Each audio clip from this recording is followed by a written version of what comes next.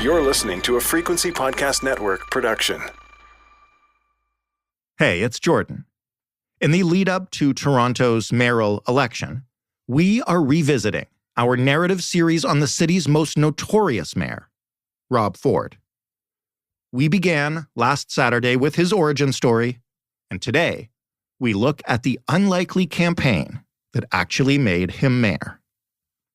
If you don't remember this time in Toronto's history, or you wonder how it compares to today, well, just know that Rob Ford was not the favorite in this race. In fact, to many, his campaign was a joke until it wasn't, until he won. Please enjoy episode 2 of The Gravy Train.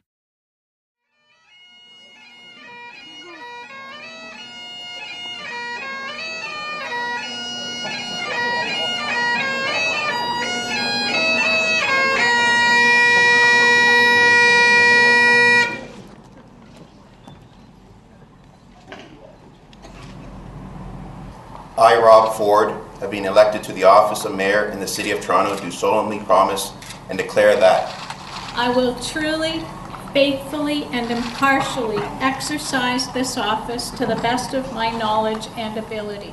I will truly, faithfully, and impartially exercise this office to the best of my knowledge and ability. I have not received Rob Ford was sworn in as mayor of the City of Toronto on December 7th of 2010. If you had asked anybody 1 year before that date how likely this outcome was, just know that in all the pre-campaign polls that were conducted before anyone had officially entered the race, nobody even thought to include Rob's name as an option. A year later, though, it was over. It wasn't even that close.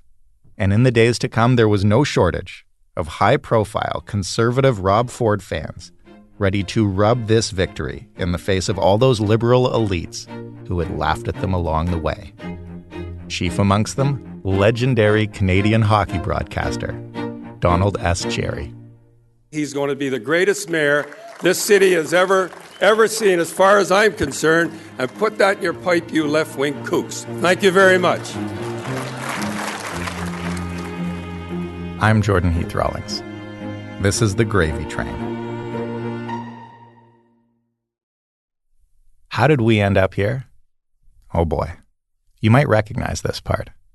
It started with an underdog, with no real achievements beyond name recognition and his celebrity, deciding to enter a race against more experienced, seasoned politicians.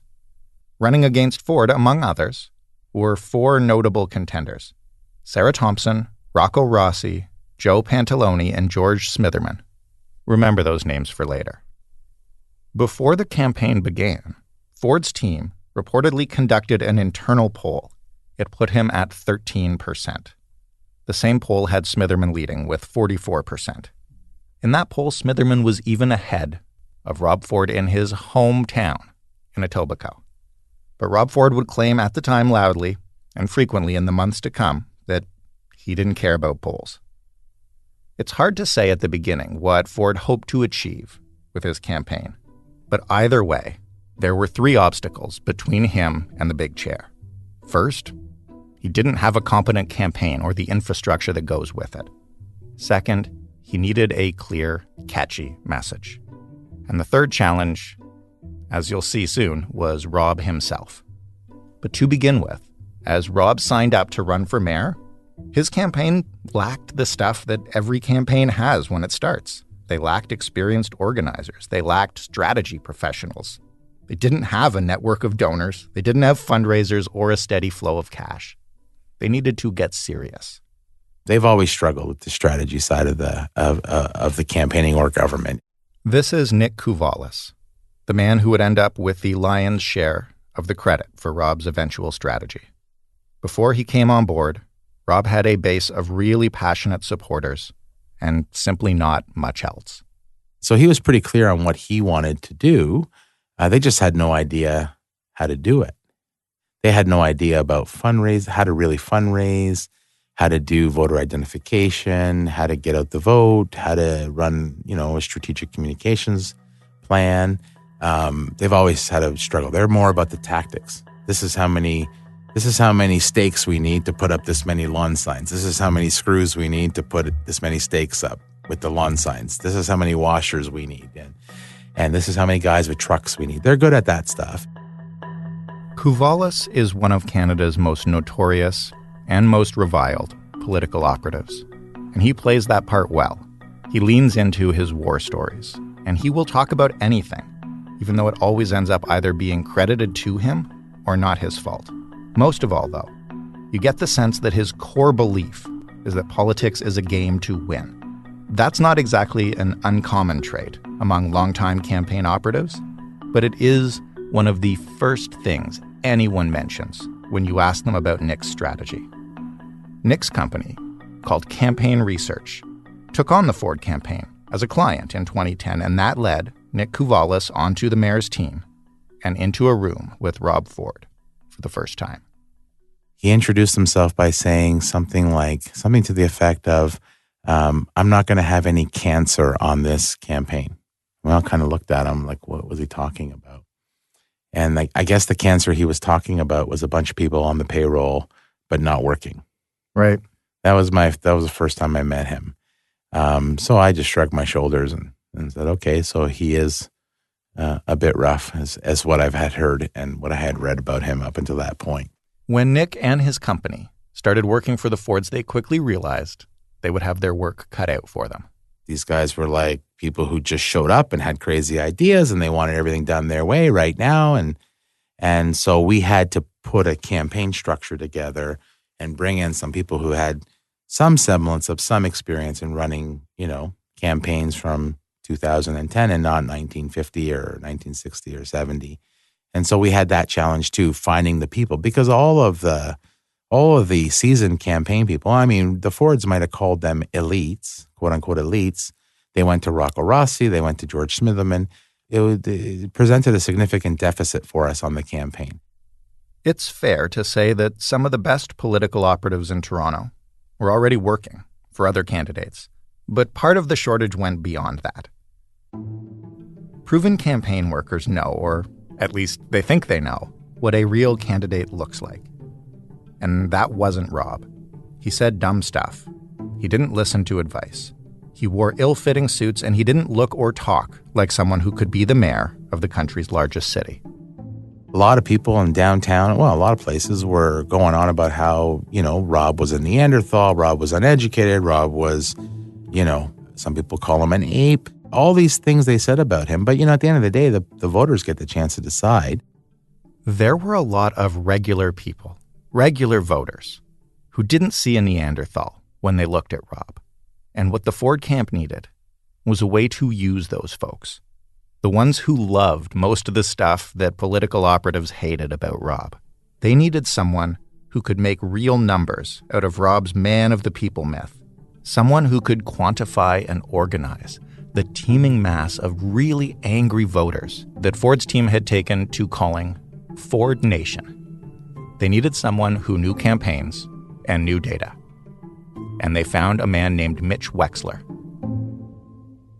We were attracting a whole bunch of people who were new to politics, which is exciting. It was interesting. It was also challenging because they came to the campaign because of what they saw in Rob, and they really didn't have any idea of what politics was about or what it was supposed to be. What Mitch did on campaigns was simple. He organized databases and voters and contact lists. Every good campaign needs someone like him. He could tell you when the last time a campaign had checked in with a voter was, what that voter cared about, how solid they were. Would they take a lawn sign? Would they knock on doors? Would they tell their neighbors to vote for the candidate? If you want to understand what made Ford's victory possible, you have to understand the real value of all those visits and phone calls that Rob made to his constituents. Those calls and those visits were ultimately transactional.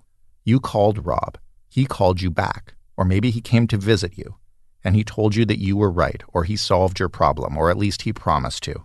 And then he went away. But you remembered him, and he kept your number.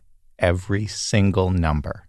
Here's Kuvalis We're waiting for the city to give us the list of voters, but we don't know who's our voter and who's not, right? And the whole key is to identify the voters, make sure that you have the right phone number for their house, make sure that you have the right address. When you call them, the phone number and the address match the person you're talking to. So you can get someone to knock on their door and get them to vote on election day. And so Rob said, well, I have all the phone calls I've made. Like he had kept it all. And so I'm like, what are you talking about? And he's like, well, all the phone calls I've made in the last 10 years as a city councilor, I've kept all that. I said, you've kept all that? Where is it? He said, it's at the house. It's in boxes. So I want to see it. So I go over and I check it out. And he's literally box and box and box and banker's boxes full of every piece of paper. These boxes are a perfect piece of the Rob Ford myth. This would be an urban legend if it wasn't absolutely real. Everywhere Rob went, as we've established, he gave out his phone number to anybody. And people would call him, and they would leave a voicemail, and then he would call them back.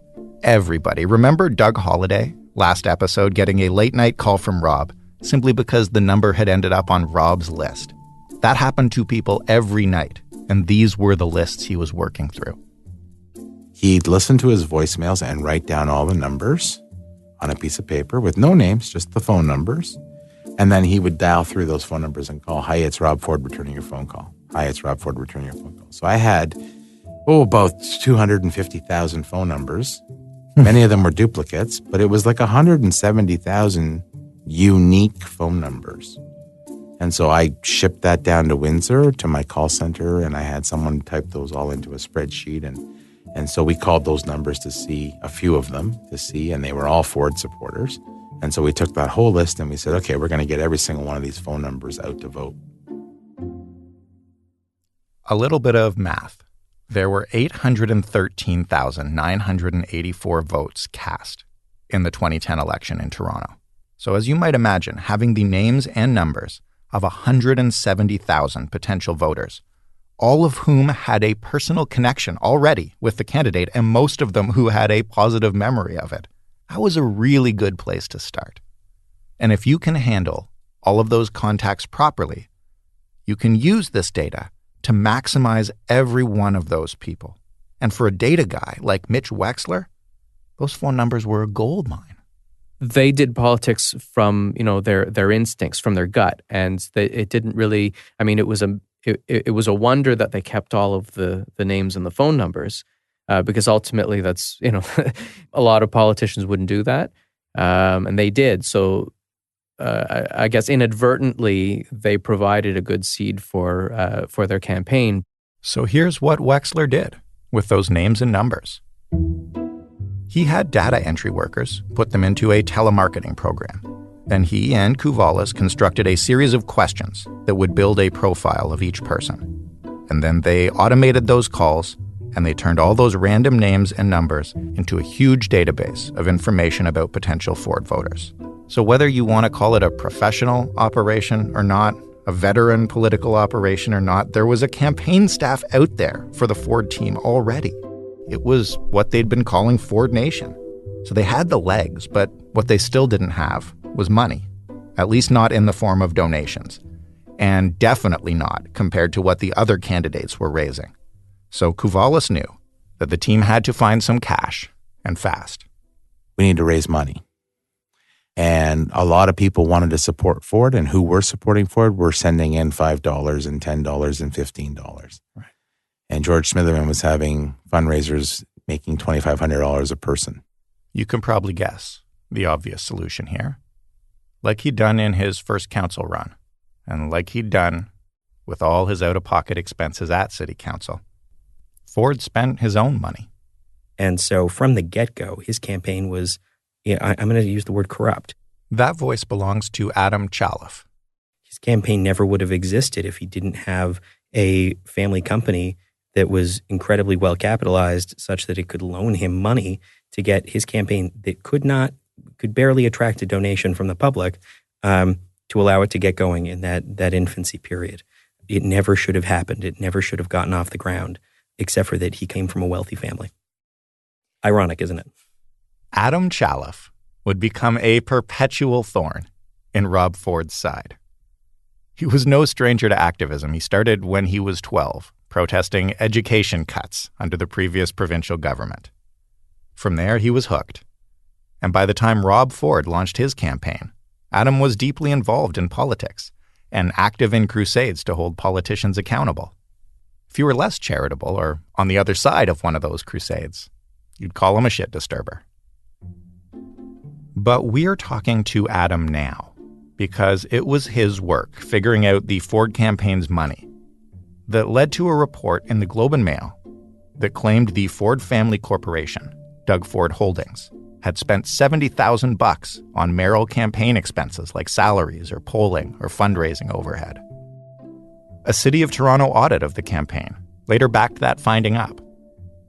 It all came out after the election, and no, as you probably guessed, corporations aren't supposed to donate to campaigns at that level, especially not family corporations.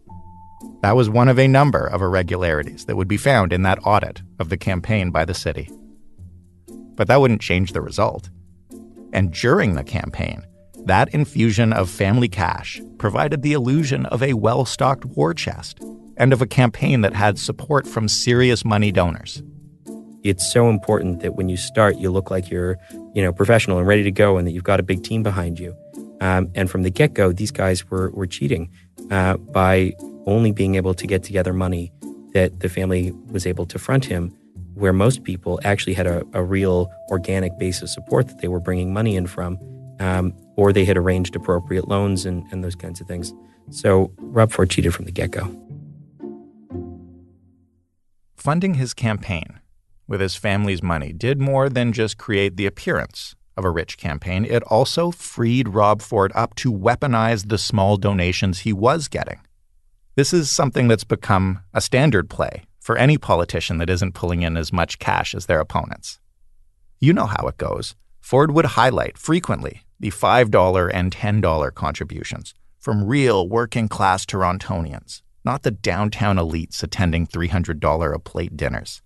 These people, the campaign said, were the real voters, the regular people. Those folks giving hundreds of bucks to George Smitherman, they were trying to buy their way into power. Kuvalis hammered that point home every chance he got. George Smitherman would talk about how the city has thousands of moving pieces and it's such a complicated job. Well, the electorate doesn't think it's that complicated. And so they were fitting right into the way we were branding them, which was they were out-of-touch elites who wanted control of the purse strings. Between Kuvalis, Wexler, and their team, and the 170,000 strong in Ford Nation, that was a pretty good campaign staff. With a lot of family money and a little bit from small dollar donors, that was a pretty decent war chest. The infrastructure was there. Check. And they were getting close to it when they talked about the elites downtown, but they still hadn't got over that second big challenge. They needed a catchy, concise slogan that summed up what Rob was about. Broadly, the message was down with the political elites at City Hall, up with the common folk like you. It was a time-tested message, but it wasn't the catchiest slogan. They needed something that captured all the rage Rob was capable of conveying when he talked about his colleagues, all the anger they were hearing from Ford Nation. And Rob tapped into that rage all the time. He did it with the media, he did it at campaign events, talking to voters, and on his YouTube channel, which he used to get around the gatekeepers of the mainstream media. The main strategy, the way he tapped into that anger, was to rail against the council he was part of. Smitherman and Pantalone and all of them, in Rob's mind, every other person on city council, fit the same stereotype. They were freeloaders. They were making a living off the taxpayer. They didn't care if they wasted money. It wasn't their money. They were in it for the cushy jobs and the free stuff. They'd never do anything but spend your money and look down on you. And one day, all of that came together in 4 perfect words. Rob Ford focused on every councillor had a free TTC pass, and every councillor and their family member had a free zoo pass, and every councillor had all of these perks while they were making $100,000 a year. And that resonated with a lot of people. And he talked about waste. So the official campaign slogan, respect for taxpayers. The unofficial campaign slogan was stop the gravy train. And we had a lot of fun with that. It's time to stop the gravy train. I will guarantee the gravy train, the wasteful spending, will come to an end when Rob Ford's mayor. Stop that gravy train once and for all. The gravy train is over. The gravy train has come to an end. Put an end to this gravy train and the wasteful spending. I'm the only person tough enough to go down to City Hall and put an end to the wasteful spending and put an end to the gravy train.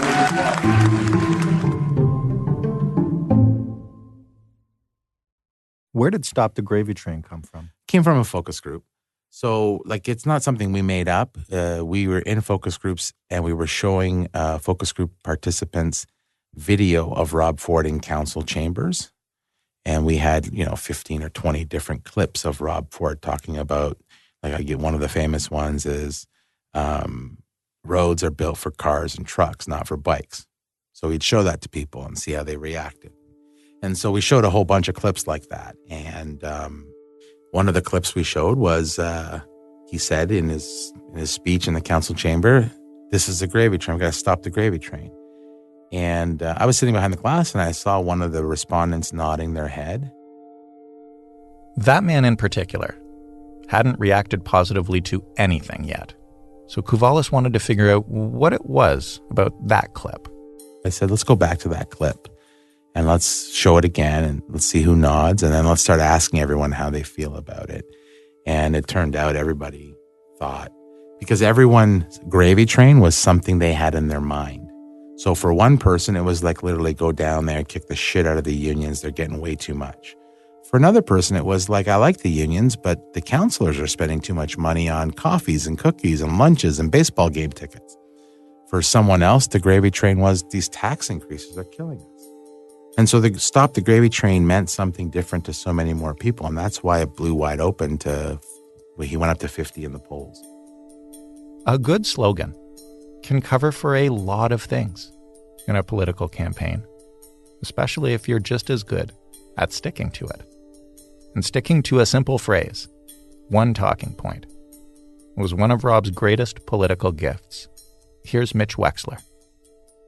I guess because of the simplicity of his character and of the way he approached things, both in politics and generally, he was the perfect candidate for us in the sense that he repeated his message and he wouldn't deviate from his message. So he's not going to start talking about things that he's not comfortable about. He's comfortable delivering that message about respect for taxpayers and stopping the gravy train at City Hall.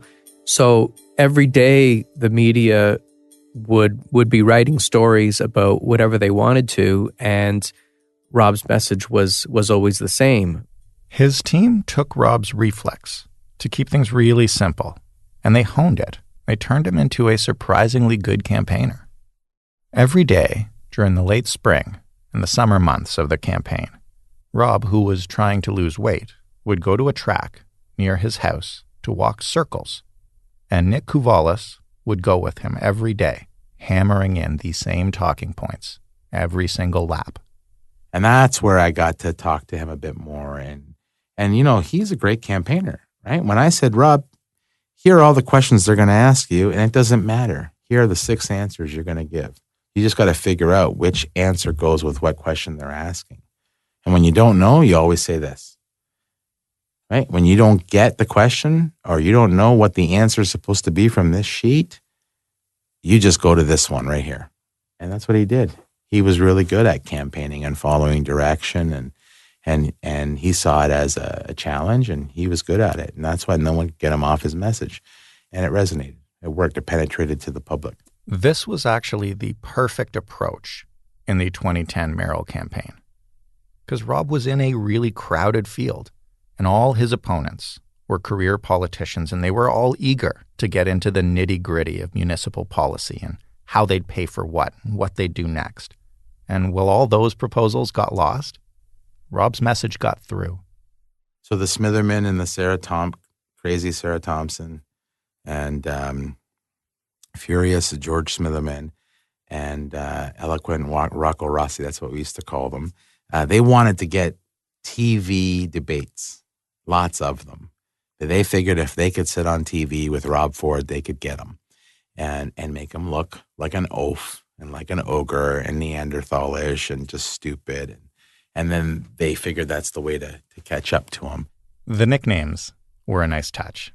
George Smitherman, furious George Smitherman, saw firsthand how powerful Rob's simple message could be. The thing about it is that if there's 9 or 10 candidates on stage and there's an hour or an hour and a half for the debate, your 2 minutes, 90 seconds or 60 seconds only comes around a few times. Yeah. So it really lends itself to someone who's narrowly scripted, but isn't trying to be too splendiferous about their content. If you can nail your campaign slogan, and if it resonates with people, and you can hammer it home every chance you get, you can make up a lot of ground on the people who are trying to explain, for instance, transit plans, or funding for affordable housing, or who are busy trying to defend themselves from the last time you called them a crook. And if those had been the only words coming out of Rob Ford's mouth, this election would have been a cakewalk.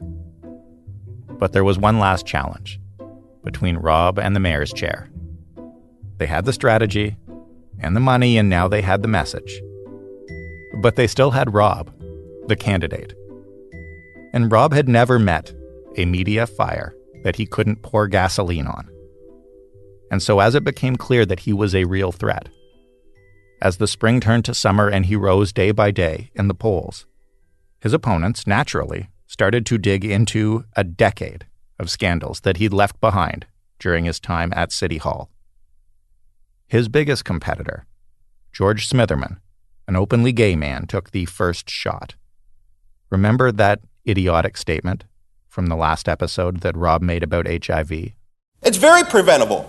If you're not doing needles and you're not gay, you won't get AIDS probably. Smitherman would face homophobia throughout the campaign, and he decided to go after Rob for that comment at a debate in May. I'm a gay person. That is a homophobic person. I'm sorry, some people might not like to say it, but I cannot separate that, which I believe to be a reality. And I had a lot of homophobic campaigning targeted at me by Nick Cavalis and Doug and the like, so I'm never going to leave that. So as much as I might try to offer a balanced perspective on Rob, like speaking about the things like authenticity, at the heart of it, this is not a person that I deeply admire. His question for Ford at the debate created one of the campaign's most memorable and angry exchanges. And your reason for voting no, you said on the floor of council, if you're not doing needles and you're not gay, you wouldn't get AIDS. That's the bottom line. City of Toronto is a place that has the motto that says diversity, our strength. It calls upon the mayor to be a mayor for all the people.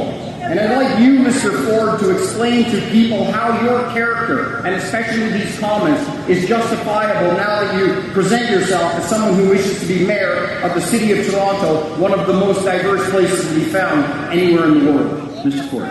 Ford's answer had nothing to do with the question. You're talking about Rob Ford's character. Let me tell you what Rob Ford's character is about. It's about integrity. It's about helping kids get off the street, helping thousands of kids get out of games, putting my own money where my mouth is. I don't talk the talk, I walk the walk. I have a Rob Ford Football Foundation. I'm caring. I help these kids get out of games. At Don Bosco, we look at Don Bosco, we look at Rexdale 10 years ago. People wouldn't go up there. Now, I landed the largest development in Rexdale's history at Woodbine Live. I'm a businessman, Mr. Smithman. I know how to create jobs. I know how to meet a payroll. I'm going to stop playing the game that everyone else plays in the provincial government and the municipal government. I do want it. Firstly, there's a lot of hooting and hollering, but one thing that I didn't notice in the hooting and hollering was to ask that man to answer the question. Ask that man to answer the question why it's right for someone who wishes to be the mayor of Toronto to stand on the floor of council and to say that gay people and people who might be involved in the street don't warrant the city's protections. It's not about what you did for football. I built a skating program. Those things are admirable. Why didn't you answer the question about your fundamental character? You divide people up and you make people belittle, and you did this on the floor of council on this issue and another. Tell me why your character is up to the job to be the mayor of the most diverse city in the world. Thank you, Mr. Smith. After Smitherman's attack, the Toronto Star prepared to write a story about that comment and Rob's history of comments on council. And in doing so, the reporter reached out to the Ford team for comment. And he happened to mention that an HIV-positive man with fibromyalgia had reached out to the Star to say he was offended because Ford's campaign had not called him back. This upset Rob to hear because, as you know, he called everyone back. So he asked for the man's name and his contact information. But then, without telling anyone on his team, he went out with a reporter and a photographer from the Star to meet the man who was named Dieter Donnet Henderson. And Rob apologized. And I tell this story first because the Star published a story about it, and second because it was not the last time that Dieter's name would come up in this campaign. Leave this with me and call back tomorrow. We'll see if I can't. I know I won't be able to, but I have no idea. I don't know any drug dealers at all. That clip is from a 52-minute-long phone call between Rob and Dieter Donnet Henderson, in which Dieter asks Rob to help him find some OxyContin. Rob offered to try to buy the painkiller off the street for Dieter. When the tape later became public, he claimed that it was because he felt that Dieter had made threats against his family. My wife was at home. He was obviously, you heard the tape, he sounded very disturbed, distressed, and I would say anything. Here's what that threat sounded like. I look out my window, I see Lake Ontario. I'm looking south, I can actually see your house from here. When the Ford campaign got their hands on this recording, rather than try to bury it, they released it. They said that Rob was trying to help, and that Dieter was taking advantage of his well-known desire to do that, and that Dieter had turned to threats when it seemed like he wouldn't get what he wanted. And their strategy worked. The tape didn't really hurt Rob, or at least it didn't hurt as much as you might imagine that a mayoral candidate agreeing to buy street drugs for a citizen over the phone might hurt. And it was one big example of what Mitch Wexler says had by then become a very clear phenomenon. We got out in front of it, and Rob explained the situation, that he was put in this, untenuous position, and people were sympathetic to that, and his support grew. Inexplicably, everything that he did that was opposite to what you would expect is wanted from a politician. Everything that he would do that you would expect is going to torpedo the campaign. All it did was increase his support. And I think people simply saw that this was a guy who was, he was flawed like everybody else. Once we passed the big controversy in June, and then a couple of weeks later, there was the issue of Ford's past pot possession in Florida. The pot possession was a simple kind of scandal. The kind of scandal that used to bring down politicians all the time. Rob was in Florida on vacation. He was pulled over for driving erratically. He refused to provide a breath sample. Part of a joint was found in his pocket. He was charged with pot possession and with refusal to provide a sample, and none of that was discovered until 10 years later when he was running for mayor. And when it was discovered, he lied about it. In 1999, I was on vacation in Florida with my then fiance, now my wife Renata. We had been out celebrating Valentine's Day, and I was driving back to our condo. That same evening, I was charged with failing to give a breath sample. Rob admitted to the other charge only after a report came out accusing him of lying about the possession of marijuana. He claimed he'd simply forgotten about the drug charge and had only remembered the breath sample. Police reports from the incident revealed that when Rob was asked to exit his vehicle, he said, "Go ahead, take me to jail." And then he threw money on the ground.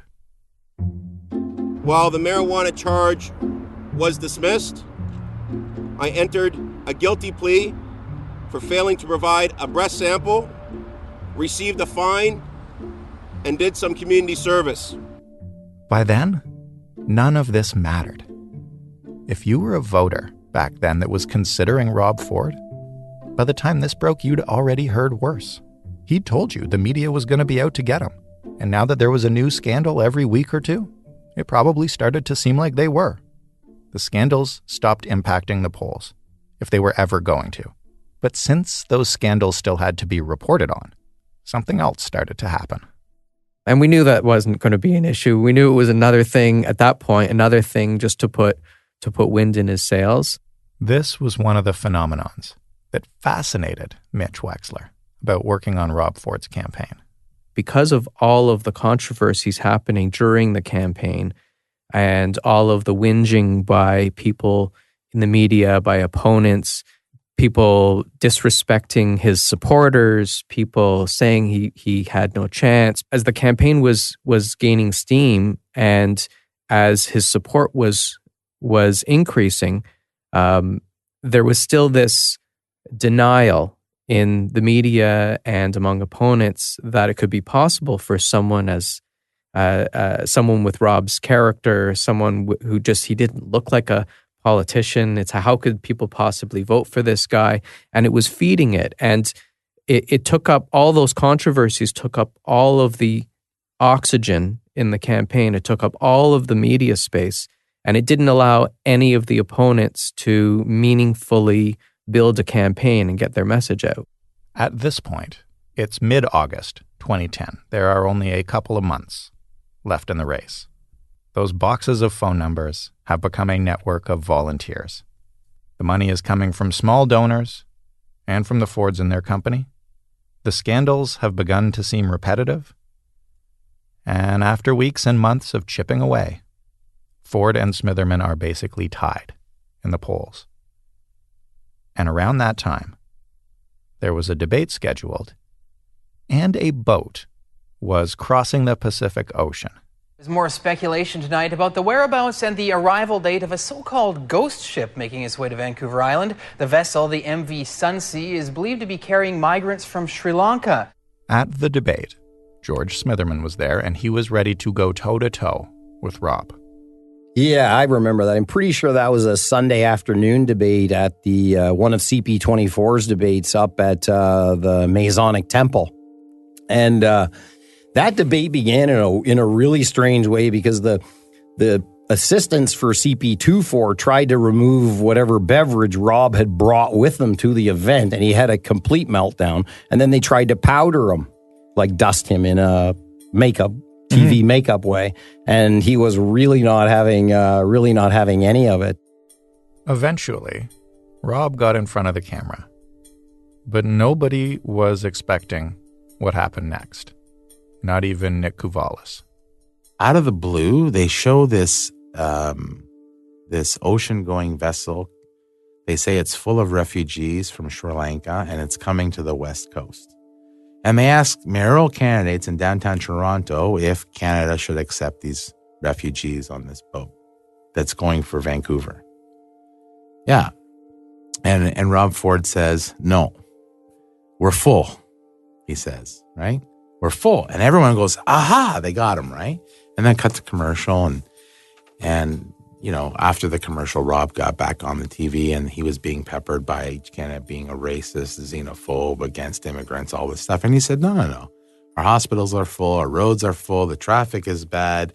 Our schools are full. Like, we got to take care of the people here. Now, fast forward to Donald Trump and others around the world.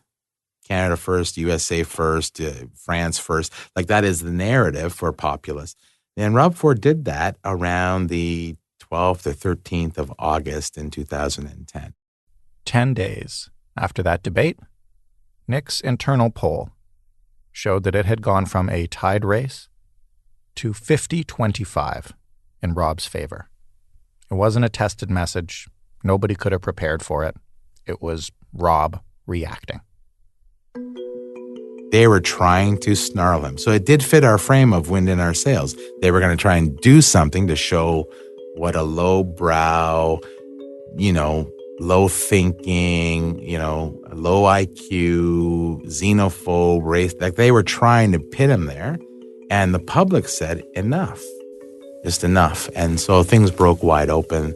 And we didn't actually realize it in August that was what it was. But after we did some more polling and stuff, we realized people had just had it. They saw something in themselves with Rob Ford, right? And that was it. People saw themselves in Rob. And that meant the scandals didn't matter. When Ford said something on live TV that a lot of people thought should crush him, it did the opposite. They were invested in him. It didn't take long for George Smitherman to realize that he was done. I knew quite early on, had a pretty good sense that my goose was cooked. So it wasn't long that he was on the scene that I saw what had arisen and understood the difficulties that I was going to have managing that from a political standpoint. The vote was held on October 25th, 2010, and with 47.11% of the vote, Rob Ford was the victor. Smitherman had come in second, and Joe Pantalone came in third.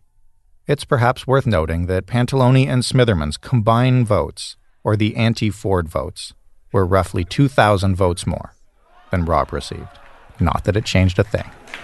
The people of Toronto have spoken, and tonight, my friends, they have sent a very clear message.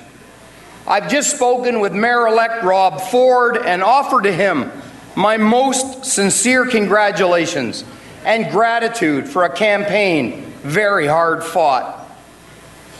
Like me, I'm sure that the city that he sought to change has in fact helped to change him. To Rob and to his entire campaign team, I offer congratulations. Differences aside, as a Torontonian who loves my city, I hope for your success, Rob. No. Toronto is too important. There are no boos tonight. We love our city. I would say almost 10 years later, I feel a little, from a political standpoint, a little bit validated insofar as people understand that notwithstanding whatever point of view you might have about Rob Ford's intellect or his capacities or what have you, he was a phenomenon, and phenomenons are difficult to campaign against. I'm going to be a little bit explicit here with some of the facts of the Rob Ford campaign. Because as we looked back a decade with people who were there at the time, the blueprint that the Ford campaign laid out began to look incredibly prescient, so much so that everyone commented on the narrative. You can judge for yourself, but I'm just going to lay out how it happened. Ford was treated like a joke at first, even though he was second in the polls almost as soon as he got in the race, even though he kept climbing week after week, month after month. Ford had name recognition from his time at City Hall, he had celebrity from his public profile, and he had family money to spend. But he had no real achievements in politics that he could run on. What he had instead was a great four-word slogan. Rob Ford said nasty and offensive things. He said them in the years before he was campaigning, and he said them during the campaign itself. He said things that should have destroyed his chances. They absolutely did not. The media covered all those things, though. They covered him relentlessly, and they gave him far more press in doing so than they gave to anyone running against him.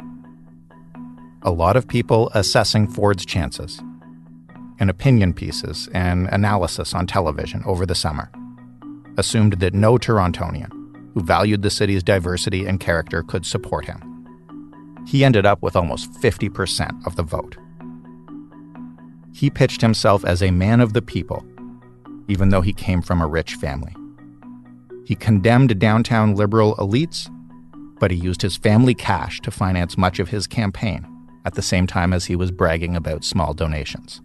He broke the established rules, or at least what people thought were the established rules about municipal campaigning. And it didn't hurt him. It didn't matter. And he won. And this will be familiar too. Even as he was celebrating his victory, people who had lost were trying to talk themselves into a Rob Ford who would be different as mayor than he'd been as a candidate. It is incumbent upon the new mayor to rise above division and seek to unite Toronto to be a mayor for all Torontonians. It will be written that I lost an election that was mine to win, and I accept that. Of course, I've looked back. I've had a lot of time to consider it, haven't I? And it's a somewhat traumatizing event to lose an election like that, where you've put so much at stake financially and in terms of your family and all of that. And you reflect on it. My key reflection is, if I'd have brought it more and more and more and been divisive and confronted him, would the result have been different? I'm not convinced I would have beat him. I am convinced that it would have been more divisive and I could have got angrier and all of that, but I'm really not sure, even with that best foot forward, which is the only strategy, which is a strategy that I see that I certainly could have deployed. I'm not really sure in that election cycle, with the Tea Party phenomenon in the United States as quite an influence of our times. I'm not sure I could have beat him even with that different approach. While George Smitherman was giving that concession speech at the government nightclub, Rob Ford was celebrating victory at the Toronto Congress Centre. It was just before 10 p.m. when he threw on a Hawaiian lei and walked on stage with his mother on his right side and his wife Renata on his left. If you voted for me, I thank you from the bottom of my heart. You voted for change at City Hall. You trusted me, and I will live up to your expectations, guaranteed. 4 years from tonight, you'll look back and say, Rob Ford did exactly what he said he was going to do.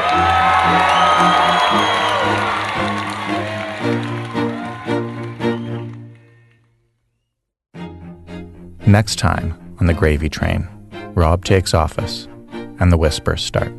We were aware of the rumors floating around of he and his brother's activities related to the retail sale of drugs in his Etobicoke community. Through a police source, that was the first time that they said, look, I don't know exactly what's going on with this Mary Walsh business, but there are a lot of 911 calls made from that house. While he was sober, he was fine. I think that, he fell off sometime in the new year. The Gravy Train is hosted and written by me, Jordan Heath Rawlings. It is produced and edited by Annalisa Nielsen and Stephanie Phillips. Ryan Clark is also one of our producers, and he's our sound engineer. Rob Purchase and Daniela Giantomasso handled archival sourcing for all those clips you hear. Additional clips for this episode are courtesy of A News, Vancouver Island, and from Rob Ford himself, courtesy of his YouTube channel. Editorial guidance came from Claire Broussard and Amal Delich, and it wouldn't sound this good without them. We also had production assistance from Lucas Iannetta and Matthew Morrow. You can find all of the Frequency podcasts, including the other one I host called The Big Story, at frequencypodcastnetwork.com or wherever you like to listen to them.